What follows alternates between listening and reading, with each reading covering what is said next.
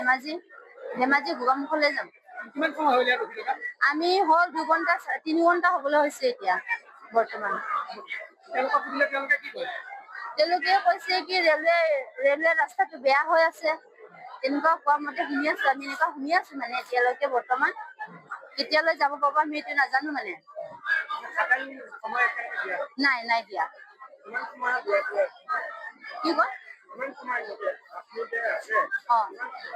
আমি ইয়াত 5টা নোহোৱাৰ আগৰ পৰা আছো। হয়, মোৰ ল'ৰা এটা আছে, সৰু ল'ৰা এটা।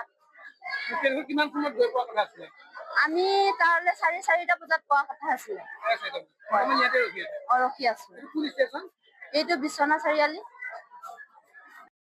চতিয়াৰ পৰা আহিছিলে। কঁঠালপুখুৰী যাম।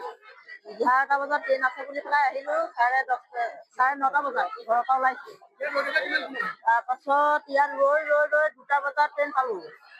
পোৱাৰ পাছত আহিলো, তাতে ৰখি আছে 2 ঘণ্টা বহিলো ট্ৰেইনৰ ভিতৰত। বহি লৈ এতিয়া বিশ্বনাথ চাৰিআলিত 3 ঘণ্টা বহিছো। খোৱা বোৱা নাই আৰু ৰাতিপুৱা 9টা বজাৰ পৰা। তেওঁলোকে বোলে হ'ব, লাহে লাহে অকমান লেট হ'ব। লাষ্টত থিয়ৰি দিছে।